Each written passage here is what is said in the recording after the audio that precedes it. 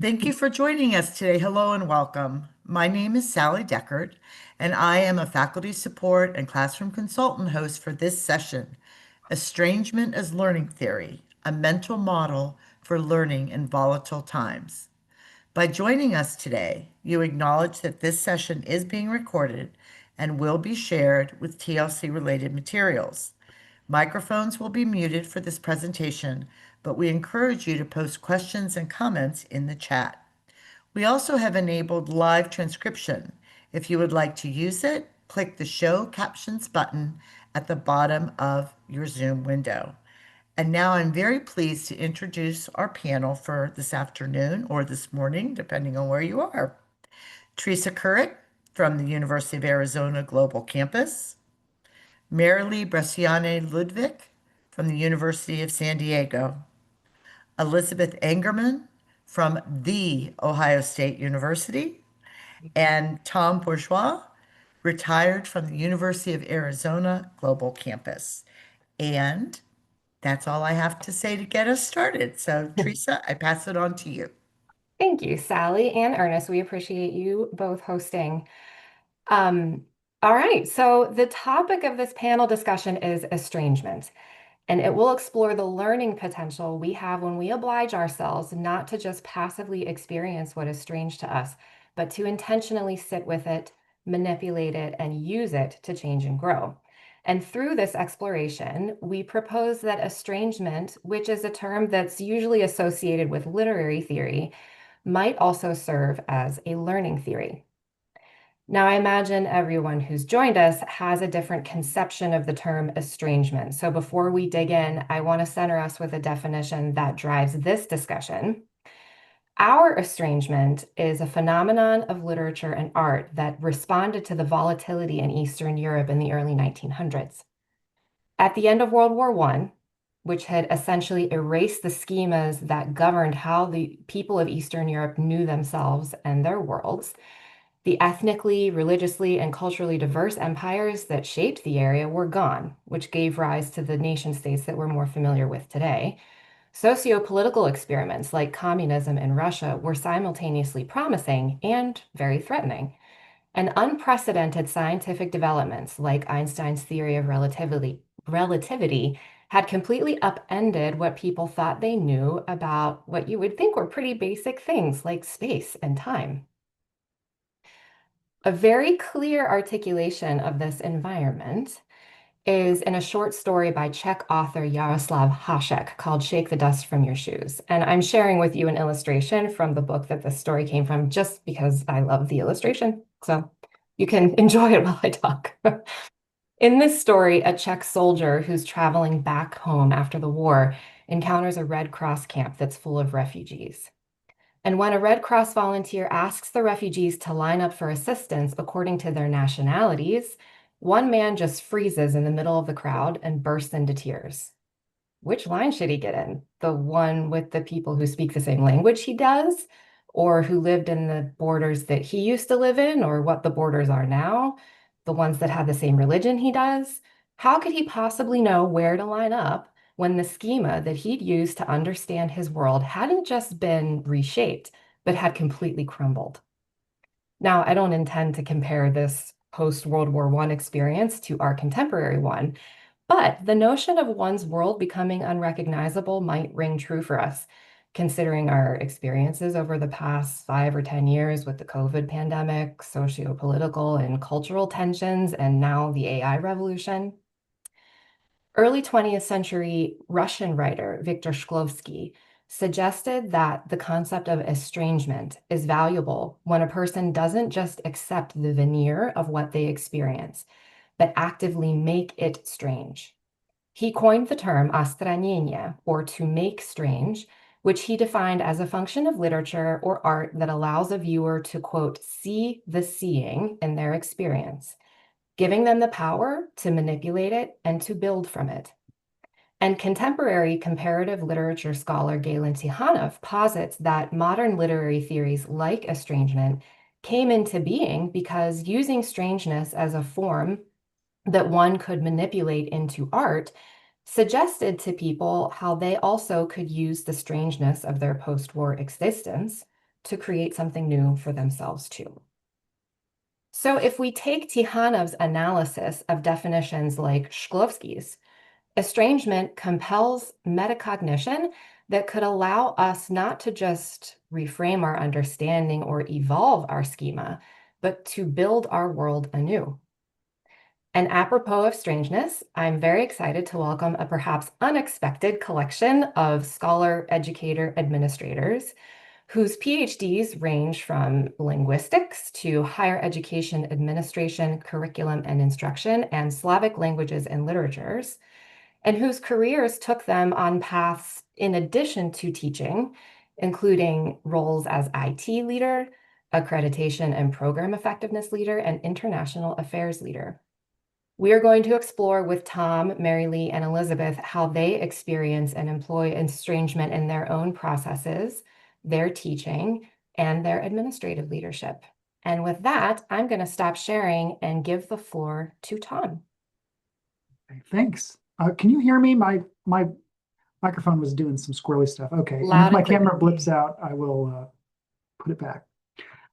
So thanks for having me. I really appreciate the opportunity to talk about this. Can you see my screen? Okay, good. So yeah, I'm very interested in models of learning and basically models of experience where you don't have a lot of ground. And so this was really exciting to me to think about this from a learning theory point of view. So basically, I was try to sort of visualize what these things might feel like. So estrangement is one of those things where like you're in a strange place. You don't remember how you got here. Nothing looks familiar. You don't know any of the people, and none of it makes any sense. It's like everyone is speaking a foreign language, and that's exactly what Teresa was describing when she started. So what can we do with this? With this kind of feeling, and how could we harness it to make learning possibly more effective, or how can we develop learning out of this? And so basically, estrangement leads to feelings of anxiety because nothing that you thought was true now is true anymore. I was really struck by some flow research, which is basically so I don't know if you've all experienced flow. Flow is sort of that feeling when you're in the zone or when things are timeless and you just really feel like you're in the groove. We try to find that in IT a lot because when we're solving problems, usually that's a locus of like a frontier. You don't really know what you're going to do or how things are going to work out. So, but flow is really an effective tool for us to think about how we can apply creativity to a problem and work it through. But basically, it's associated with feelings of anxiety when the skill is low and the challenge is high, right? So right up here in this regime, and that's not a good place to be, right? It's kind of it makes you feel anxious. So what can we do about that? All right. So a typical and a good, right, response to this from an educational point of view is to use scaffolding, right? Guided success. So thinking about how we might manage the challenge to sort of harness a person's skill right at the moment. And that's a typical response to sort of guiding us through the path from not having a lot of skill to developing more skill. And that's kind of a typical approach. But wait, if we look at this chart, and you have to be very skillful about using scaffolding because essentially what you want to do is take someone through these sort of danger zones of apathy and boredom because those are problematic, right? And so you can't just apply scaffolding willy-nilly. It has to be very carefully applied because the emotional response associated with matching the challenge to the skill level can be quite difficult for an educator. It really requires a lot of individual attention to be paid to students, and sometimes that's possible and sometimes that's not. So it's not a slam dunk, I guess. And so we all sat around and talked about what some alternative approaches were to thinking about scaffolding. And so what if we accept, as in estrangement, that the challenge is very high and the skill is very low? How can we sort of respond to the challenge being sort of held constant, and developing skill inside of that model? And one of the cool things about using this chart, is that it really, if you look, um, arousal and flow are neighboring states of anxiety, just like worry is. And so if you can harness the anxiety that someone feels and really guide it, you can keep engagement really high. And that can lead to creative insights that wouldn't normally be possible in other kinds of regimes. And you see this in certain things where the skill level, where the challenge is recognizably high and sort of constant, like if you're learning how to draw or you're learning how to play music, where even at high levels of skill, the challenge is still quite high. So I think that there's some opportunity here. And I want to leave you, we don't have that much time. So I want to leave you with this study, that I discovered actually in connection with my own learning how to play the piano, which was a study about baseball training. And basically there were two groups. There was a group that was trained on how to hit a line drive into fair play, and they were the right way group. They were given 6 opportunities to learn the skill, and they practiced hitting the ball the correct way, and they were observed by a coach, and they were given instruction and feedback just like normal. There was another group, the wrong way group. They were not given any technical instructions. They weren't given any corrective feedback. And instead, they were given instructions like hit the ball as far to the left as you can, or try to pop the ball into the air, or try to drive the ball into the ground. So they were intentionally suggested that they make errors, that they do things all the wrong way. So what do you think the results were? Well, they were both also given the right instructions, but for the most part, they spent 5 out of the 6 sessions hitting the ball in the wrong ways. The results were that both groups improved, and the group that was focused on the wrong way actually improved more. So why might that be true? Well, doing things wrong on purpose, or dealing with a situation where you're trying to gain ground, can provide a lot of information about how to do things correctly. And focusing on a high challenge can lead to more sustained engagement and build resilience. So the interesting thing for me is to think about these alternatives to the typical approach to learning when either a student feels really at sea, or when the subject matter is so new that no one feels particularly comfortable, and how you can really harness that to transform it, as Teresa said, into something new and better for people. So that's all I got. I'm going to give it back to Teresa. Extra points to whoever can pronounce that very long Hungarian name that I cannot. Tom That just flow cited. model is really challenging. Thank you, Tom. I You're welcome. definitely have No, that was terrific. jotted down several questions and observations, and I hope everyone Cool. has too. We'll go through what Tom, Marilee, and Elizabeth have to share, and then we can have a big old group discussion afterwards, if that works. Okay. Marilee, you have the floor. Thank you. And Teresa, I actually learned how to pronounce Csikszentmihalyi because I had to use it in a presentation once.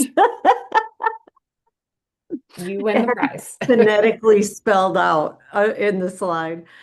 So, colleagues, it's a joy to be with you and continue to build on Tom's wisdom and sharing and thinking about this individually and as an organization. So, inviting in this idea that making things strange in a learning organization may be one way that we can be living into Peter Senge's invitation that in order for a learning organization to make evident that it is learning, it must change. Or in this case, what does it look like to embrace estrangement and theory, making things strange, to explore what may need to change about our way of doing. So kind of as Tom was mentioning, whenever we're introduced with something that's strange, how do we move ourselves individually and collectively into leaning to and inquiring into what is this? And what do I need to do personally to adapt, adopt, work around, whatever the case might be, whatever the choice is? And then how do we do that as an organization? So the idea here is that when Teresa was talking about the history, like, and things have changed, and we can see in higher education, there's been so much change. Some colleagues feel like this is exciting, and what fun, this is fun to embrace change, and others can feel like it's chaotic and scary. So how do we invite embracing and change and invite in this notion of allowing the seer to see or seeing the seer? And in this case, what is possible and what is strange? What is possible? And so we could use AI as an example. What is possible and with AI to integrate that into self or learning organization? Otto Scharmer has a theory U model that he and Peter Senge talked about with regard to what does it look like to use this theory U model in a learning organization. And the idea is that an organization is made up of individuals. So there's individual practice, and then there's also collective practice. So in leaning into something that is strange, there's first just this stopping and listening to what others are saying about what is strange, and then thinking about what do I want to do with what this thing that is strange? What do I want to do with it? So in this process of questioning, what do I want to do with this? How do I want to respond? There's a listening to what others are doing. And then there's also an invitation to move within and begin to observe, not only observe with the eyes, but observe internally, what am I sensing? And as Tom suggested, it's difficult to do this if we're in a state of anxiety. Anxiety usually is shutting down the prefrontal medial frontal cortex, and that's not a place that we can access inquiry. However, what research has shown us is that if we can, when we notice we're anxious and we notice we're worried, if we can access some presencing exercises, then we can start to move into a connection with a little bit of inner silence. And I don't mean not thinking, I just mean beginning to still the mind so we can notice a thought, notice a bodily sensation, notice a feeling, notice an emotion, notice some learning that we may have had in our past that connects to what we're experiencing with the present, or something that we heard about the future that may connect to the present. And this will allow this inner knowing, or what wisdom traditions call wisdom, connection with ancestral knowledge, connection with nature, whatever you want to talk about, but a way to make meaning from what is feeling strange, a way to begin to access meaning making of what is being experienced as strange. And when that can be accessed, Otto Scharmer and Peter Senge argue that we can then move together. If we can do this individually, then we can come back together to start co-creating a solution or a way to embrace what is strange in a positive sense of doing, and that we will actually evolve as a learning organization. We'll evolve around facilitating and acting in a new ecosystem with whatever it is that's been introduced as strange. What are these practices of presencing? And so many of you likely have these from your own wisdom traditions, a way to connect with self, to still the mind for a moment. If you don't, I'd love to just invite you into a short practice right now. And this is one that borrows from a lot of people call it mindfulness. Some people might recognize it in their faith-based traditions and their contemplative traditions. Feel free to engage in this in any way that feels welcomed to you and your belief and value system. But if you would join me, again, just an invitation in just noticing the body. If you're sitting in a chair, you're standing at your computer, maybe noticing the sensations of the feet on the ground. If you're sitting, you might notice the bodily sensation of the seat in the chair, feeling how the chair or your feet support the bodily weight. You might notice your posture to see if it's slouched or maybe you're upright and alert. Notice the sensations of your hands, whether they're touching each other or a keyboard. Maybe you're holding a pen and the pen is placed on a notepad. And then just inviting a gentle attention to rest on the breath sensation in the body. Maybe you're noticing the rise and fall of the belly or the chest.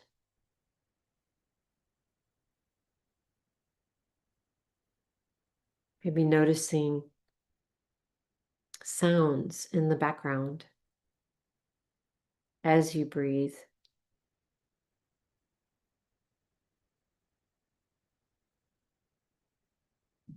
There's no right or wrong, but just an invitation to present the whole body and mind to this moment, these words.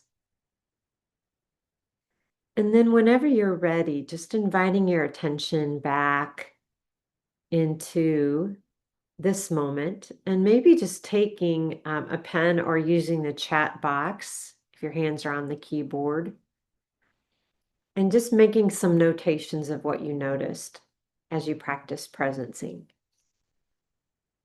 Could be one or two words of just what did you notice as you practiced presencing.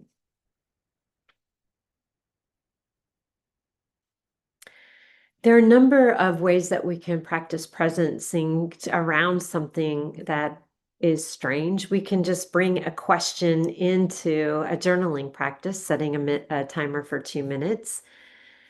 We can bring a question of what is strange to anchoring in the body, focusing on the breath, or focusing on the breath with movement, focusing on listening to someone talk about something that might be strange. Then the idea is inviting in the practice of these presencing practices and building them into our day-to-day so that whenever we notice anxiety, fear, something that is strange, just an inviting into an inquiry into what is this and what am I noticing?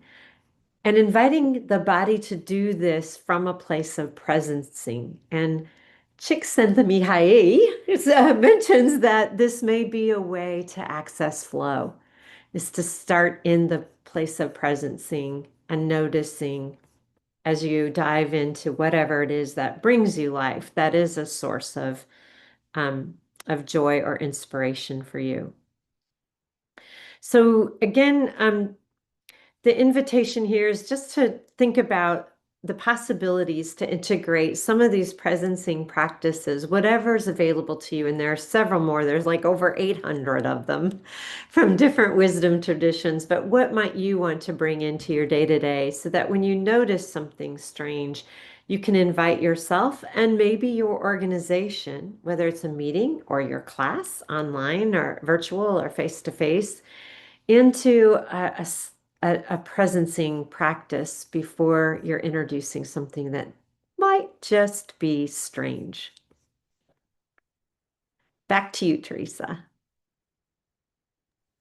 Thank you very much, Marilee. I am thinking now it's going to be a signal when we say let's presence that some interesting conversation is coming.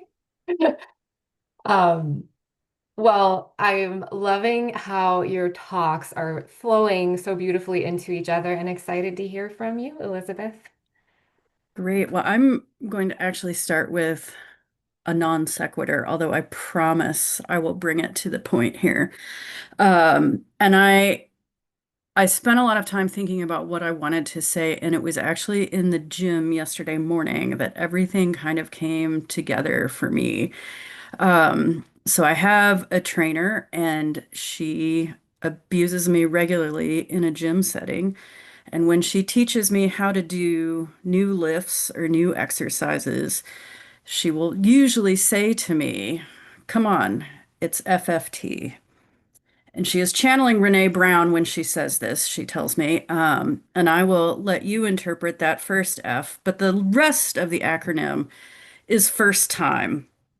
And what I really like about, and she was saying this to me yesterday, and what I like about this and how it brings it to the point here is that I think, and I know actually what is happening here is that when you are learning these new techniques, right, your body is trying to figure out how to get from point A to point B and how to do the thing. Because I tell you, when she does it, when she shows it to you, it looks really easy. But then, of course, when you have to do it on a physiological, on a cellular level, your body is trying to figure out how to do this. And so I think that this is an instructive way of looking at it because, of course, you are going to encounter the strange and the uncomfortable and the awkward and the weird in all sorts of places. I mean, not just in the classroom, but everywhere.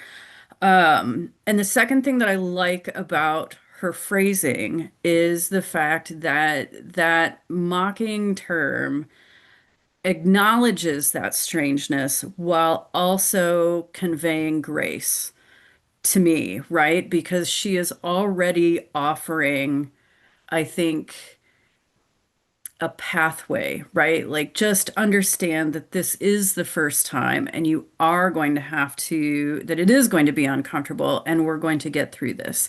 So in a very literal way, I think it speaks to the topic here, but in a more figurative way, it also really helped me to think about what I wanted to talk about too. Because if Tom is giving us the framework, right, and the words, right, so the FFT here, Tom has given us this, and Marilee has given us the checklist, right? Because that's what my trainer says to me is go through your checklist, right? You need to do this, you need to do that. Yes, I know it's heavy, but you are going to center yourself and be aware of what you're doing and very mindful of how you're about to do it, right? So we've got the Tom piece and the Marilee piece. And then what I want to talk about right now is that you yourself are the trainer in this situation, right? Because you are not only the one who is going to provide that guided scaffolding and the one who's going to lay out the pathwork, but you're also the soothing voice, right? You're the cheerleader who says, this is normal and we're going to get through this together, right? So this all came to me with very heavy weights, and it really clarified, I think, a lot for me. So not just to let you know how swole and cool I am, but also the fact that this occurs to us everywhere. And so when I teach, I usually teach gen ed classes. And what that means for practical purposes, as I'm sure you know, is that I get the majors, I get the athletes who needed to have a class before 3 p.m. I have the kiddos whose advisors just stuck them in it because they needed that particular credit. I have everybody in there, right? And so my job then, and let me also then add too, that I'm usually teaching really weird stuff. As Teresa well knows, one of the classes that I teach most often is the vampire class, which is actually an introduction to Eastern European folklore, but no one would take that class if we called it that. So it's the vampire class. And so it's wacky stuff that I'm presenting to students. And again, I've got this wide range of kiddos with that full gamut of ability and inclination, right? And so my job then is to create the community, to be that trainer who says, yeah, it's weird stuff, but we're going to do this together. And so what I have started doing in my practice is building community in the classroom and to form that connection and through rapport and trust to bring them with me through all the weird stuff. So what that means in practical purposes is sort of that guided failure that Tom was talking about here, the baseball analogy, which I do not recommend in the gym, right? Spine day is not a good day for anybody, but it works really well in a classroom, right? Because as Tom has told us, doing it the wrong way allows us to really figure out those why the right way is good, but also some important information about why the wrong way is the wrong way, right? So when we do scaffolding in my classes, it's always active learning because the idea here is to get them talking to each other and less of me talking to them. I always tie it up at the end of a class with a lecture for those kids who are like me, who just want the expert in the front of the classroom to tell them stuff and they can take notes. But for all those other listeners, the kinesthetic, the visual, the other learners, we're going to talk to one another. And so we'll start building through activity and through interacting with one another. And then we can start building up in how we understand the information. So one of the examples that I was kind of talking about with this group as we were preparing for this is I teach Dracula in the vampire class. If you're into 19th century literature, it's a barn burner. I love it. For your average 18 and 19-year-old, though, it's daunting, right? Because it's Victorian literature and it may as well be about Martians in many respects for as much as we interact with 19th century culture. It is also an epistolary novel, right? So it's telegrams, it's letters, it's newspaper articles, it's these sorts of things. And that really throws off a lot of our students. So one of the first activities that I do in that class is we do Little Red Riding Hood, but we break Little Red Riding Hood up into about 6 pieces. And I have 6 groups in the class. And each group has to write part of that fairy tale from a different perspective, right? So one of them, for example, is the grandmother writing a letter to Little Red Riding Hood, and that's the first part. We also have a newspaper article about little girls going missing in the woods or something like this. And we work our way through the story to the end where we actually have the axeman who is giving a court deposition about what has happened, right? And the idea here is that students have to think about how that kind of narrative would be told, but they also have to convey the story, right? So the piece of the story that they have. And at the end of it, they all read it out loud and we string the story together that way. Hilarity usually ensues because within their groups, they have a lot of fun with this. A lot of questions often, like what does a deposition mean and how do we do that? But at the end of the day, we are stringing together a bunch of different types of storytelling and knitting it together and telling a story that they already know in many respects. We've just tweaked it a little bit here.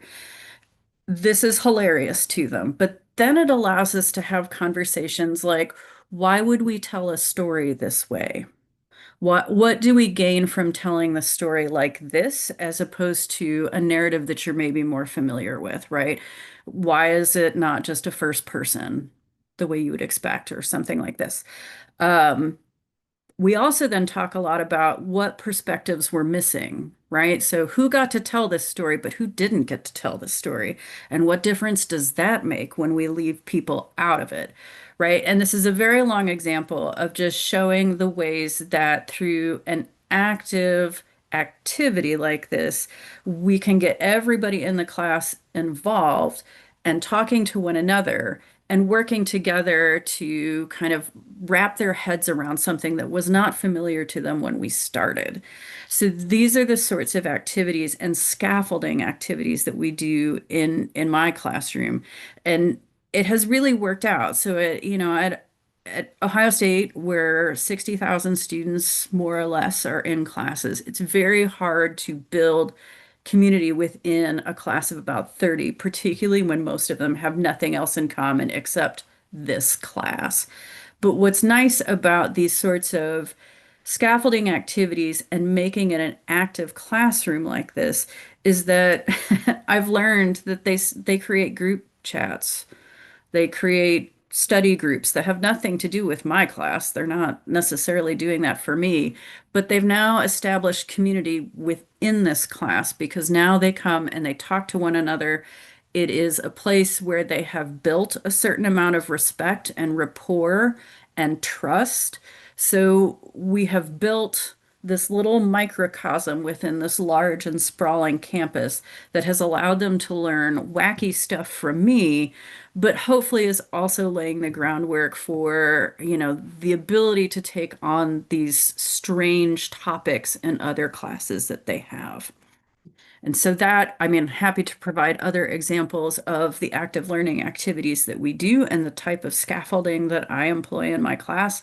But that's just the general contours of how I come at the teaching experience and what I'm trying to accomplish with what is usually a very disparate group of students, and trying to take the many and make them into kind of a coherent community together.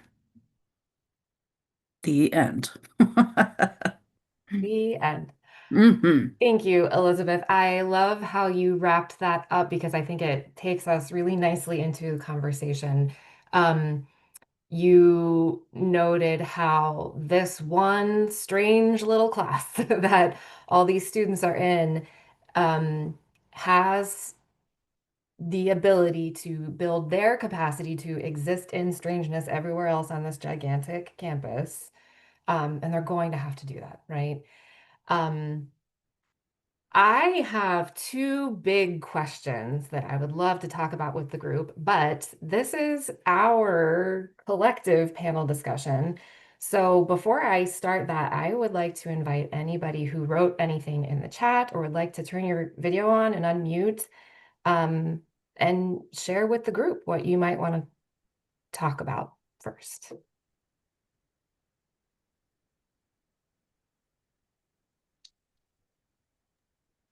I'll count to 10.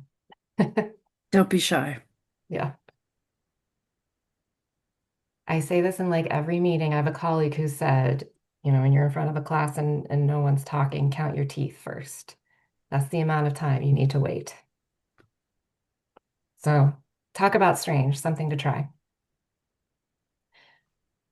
Well, no pressure, but really feel free to join in at any point.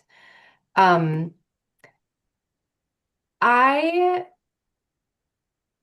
I'm gonna put you on the spot a little bit because I think I may be baiting you a little bit with this question. This whole conversation, well, first, Becky wants to know where your hat is. That is a important detail that's been Hanging up over missing there. out. Yeah. This whole conversation, it's so cool to me how, right, we started out with this literary concept of estranging, and we ended up having a conversation about scaffolding, which is really not strange at all, right? The point is to like organize and lower anxieties and everything like that. But that makes sense. Um, but we're talking about scaffolding and not at the same time. Mhm. And you actually surfaced this for us in our prep conversations with an interesting idea of making the concept of scaffolding strange. It's not necessarily stair steps, right? Which, if we look at your graphic with in the flow circle, apathy and boredom kind of being on the same axis, I guess. Um, when something is so structured all the time, that's what could happen, right? When you kind of know what's coming next. So could you talk a little bit about your like unscaffolding idea, like kind of the circular? Oh, sure. I think for me um, the contrast is that when you I think you do want to get out of that sort of expectations. And so when things are weird or strange, when the familiar is unfamiliar in some way, or even when like Marilee's exercise where we're just bringing ourselves into the present, right? Where you take advantage of becoming aware of something that you're normally not connected to. It forces you into a different mode of thinking. And it basically, if you think about your worldview or your model, the world is telling you, hey, it's not the same as reality, right? Like you think you're just sitting in a chair, but actually maybe your feet aren't even on the ground. Maybe you're like me fiddling with this little thing. And so you take these things for granted, but if they're brought to your attention, it can change the whole way that you view your surrounding. And that I think gives you an opportunity to step outside of the known. And if you're in a situation where it's safe to do so, um, it can really open up new vistas. So I guess the idea is um, by I'm thinking about what Elizabeth said about her class and how, like the Red Riding Hood story, telling that from a different point of view, or from the idea of letters and other communications. It takes a familiar story and it transposes it, turns it on its side. And that, if you think about that diagram, right, that skill and challenge, the challenge is really high, and everyone feels like their skill is low there because who knows how to do that? No one's ever asked them to do that before, probably. But by having a group, um, and by having sort of the a safe place to do it, they can kick themselves into a completely different mode um, where it's okay to not have skill, and and it's okay to sort of explore and do trial and error. So I think that no one wants to stay in anxiety for very long. But if you can basically, if you look at that that thing again, if you could sort of change their trajectory so that you're not trying to get back down into the known, right? Not trying to reduce the challenge, but instead riding that challenge and seeing where it can lead you. Um, I think it offers opportunities that I mean, I think about it like guided failure. You know, Mhm. if you can be allowed to experiment, it opens up a whole new realm of creativity because you're you're you're challenging yourself in a way and drawing on skills that you didn't even know were relevant. Just like this conversation, right? Like we're starting this from completely different angles. And Mhm. what it forces us to do is like expand. And so if you're given the opportunity to expand in that way, you really can take advantage of it's not building skill in the traditional way, right? In the kind of like incremental refinement, or you're changing the modality entirely and approaching it from the point of view of making mistakes and flailing around. And that lets you get ground, I think, in a more, I was just thinking adversity builds community, right? Like you're facing that together, and you're building a sense of resilience, or you're reconnecting with that ability to draw on your awareness, or to think about things in a, like I said, in a completely different way or in a more expansive way. I don't know, that's kind of babbling, but I'm trying to sort of get at um, taking you out of the norm, but doing it in a way that that again kicks you, not so much like to say like to turn your lack of skill almost into an asset, because it allows you then to rely on others, rely on parts of yourself you weren't familiar with before, to think differently about how you can apply your skill or your just life in the world, to a new situation. Does that answer your question? Absolutely. And I invite others to join in. I think the corollaries for me, and I think anybody in the branches of higher education who are intending to support adult learners, so much of our drive is to structure things and acknowledge existing skills and schemas, um, so that our learners can succeed in their goals in the context of all the other life experiences and obligations that they have.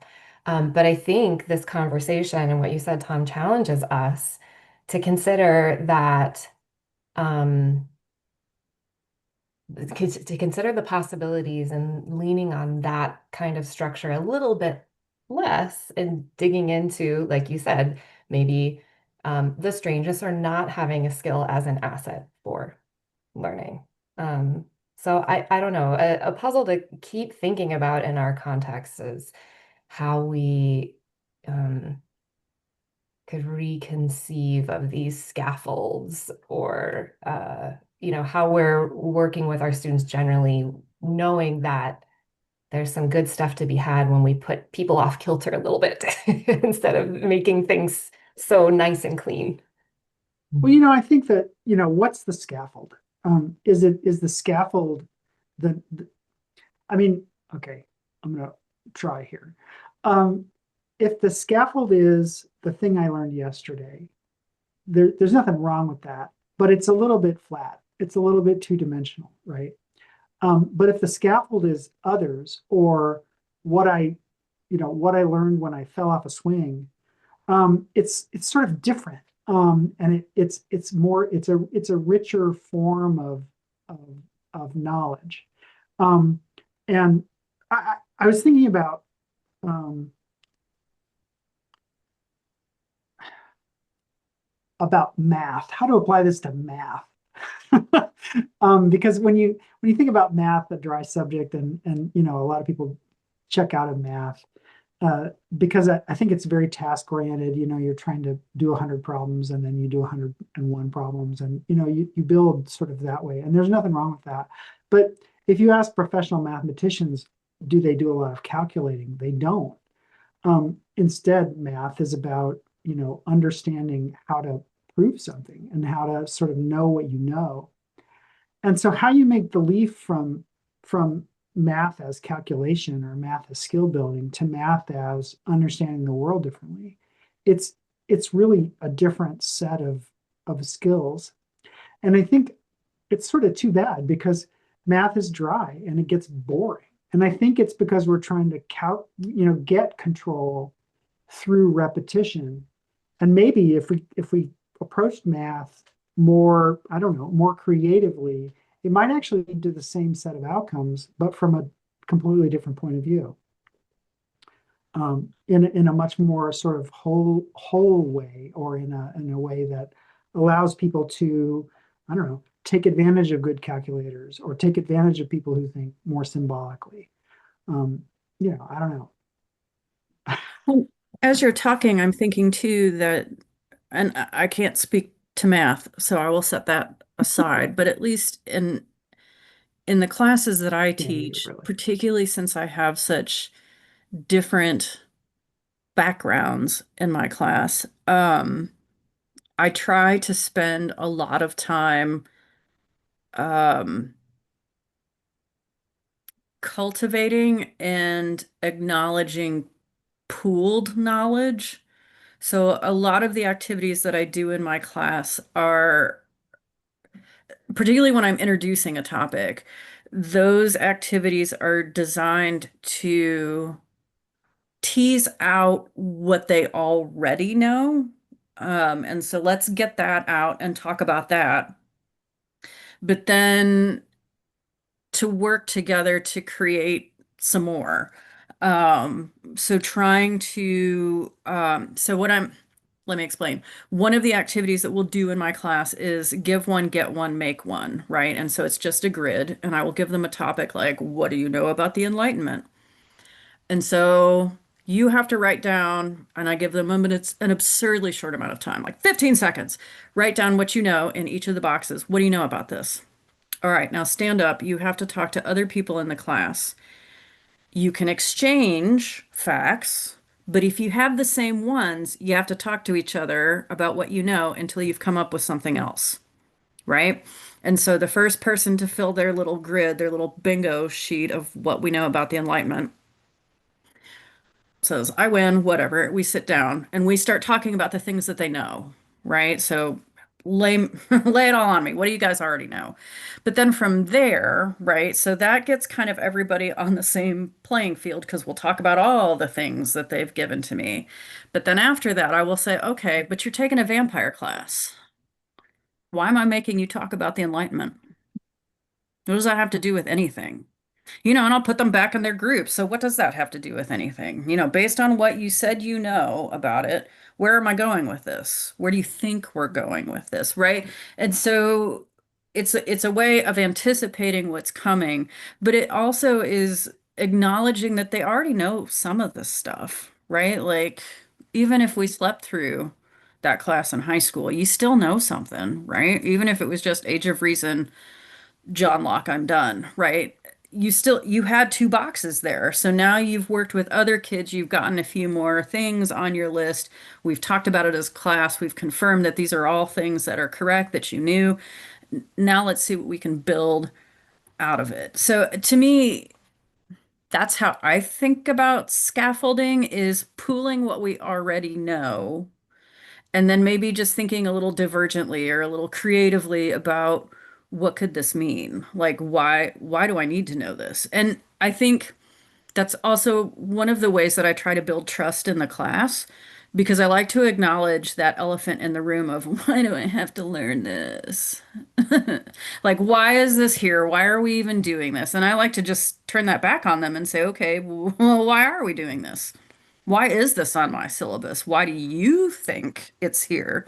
And so then we can start, and again, if we start in groups, we'll have them talk to each other. And that's theoretically the safe space, right? Where they don't have to show it to me, but they can workshop the idea before then we talk as a group or where they give it back to me or something like this. So I'm not sure if that builds upon or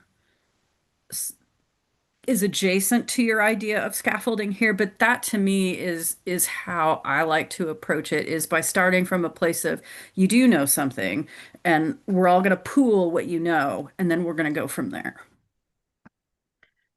Well, One of yeah, the, I mean, I think oh, sorry. oh, go ahead. No, you, Sally. No, no, I Really. was just gonna say one of the threads that I'm hearing, because when I read the title of this, I'm like, estrangement. Okay.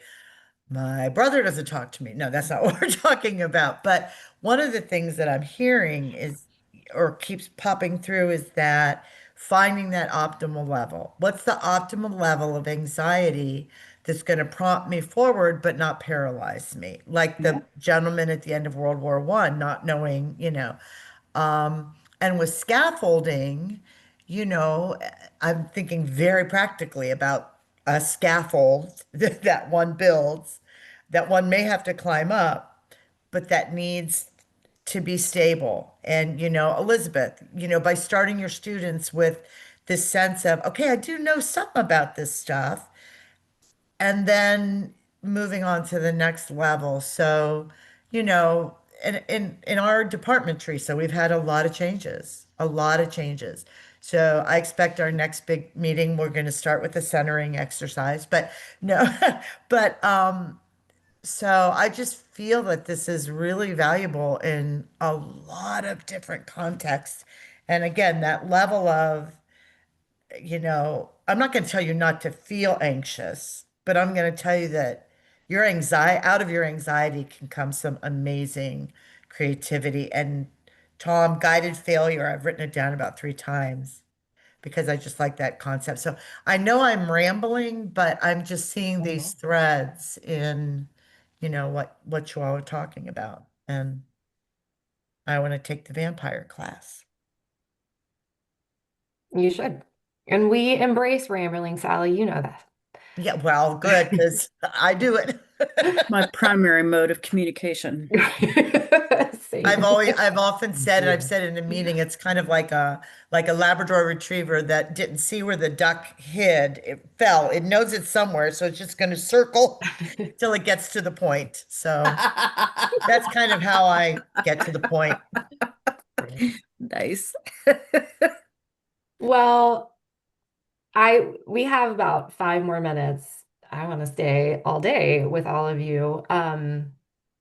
But what my last big question, and maybe this is a okay one to kind of put a bow on this and hear from everyone. So, Marilee, you were talking about presencing and you guided us through an activity, and I was thinking the entire time, wow, what a personal experience that is. And then when you prompted us to put in the chat, I did get a little anxious because I personally have a hard time conveying that personal experience to anybody else, right? When we put that sort of activity in the context of estrangement, um, because I think we're all saying, and taking Elizabeth's examples, that estrangement as a learning theory can be a community builder. And through that is how we take something that was strange or something we made strange and do something cool and new together or learn a new thing. But how do we get from that very valuable presencing activity, but one that is so very personal, to that point where we can share with our community to do the community building? Yeah, thank you, Teresa. It is a journey, and I'm going to borrow from one of my colleagues yesterday when we were just talking about AI and AI integration into the classroom yesterday, and she said, I am both teaching and role modeling. So those presencing exercises are no different. We're sharing them and inviting or I'll use my I language as I share them and invite my colleagues or students into practicing with me. I am also role modeling the sharing. And Elizabeth, you borrowed Brene Brown, and who I just adore her teachings. And so what this is doing is building a safe container for vulnerability. So one of the things I also do as a part of this is we actually build the container where we talk about how, because so much of our higher ed is doing, doing, doing, doing. And so whenever I get to work with a new team, part of the practice is how do we want to be in the work? How do we want to be engaged in the work? And so there's a container around a community informed container around how we want to be in the work so that as we're focusing on all the doing and all the deadlines, we're inviting ourselves to come back to the being. And the presencing is helping me as a community member uh, become aware of where I am practicing well as a community member, where I am not, where I'm putting my anxiety around something strange on everyone else. I'm sure we've all been in that. And so then that heightens everything and shuts down everyone's ability to analyze and think critically and rationalize and problem solve. So it's a practice. I've so many times I'm like, I'm not practicing well. I apologize, colleagues. Let's try again. That kind of thing. Does that answer your question, Teresa? It does, and I appreciate the question that you gave us because I need to use that. How do we want to be? Such a simple question that I could use right now. So, yeah. This has been a wonderful panel. Teresa, is it okay if I go ahead and wrap us up here? Absolutely. I just want to thank Elizabeth and Tom and Marilee. It's been so much fun to prepare with you, and I appreciate everyone joining us. And feel free to keep this conversation going. Anybody who wants to keep talking. And I want to thank my colleague tech host Ernest. If you see, he posted the URL for an evaluation for this session. And Ernest, thanks so much for your help in getting us set up here. And thank you all for attending. And this has been great. Yeah. And thank you all, and have a wonderful rest of your day.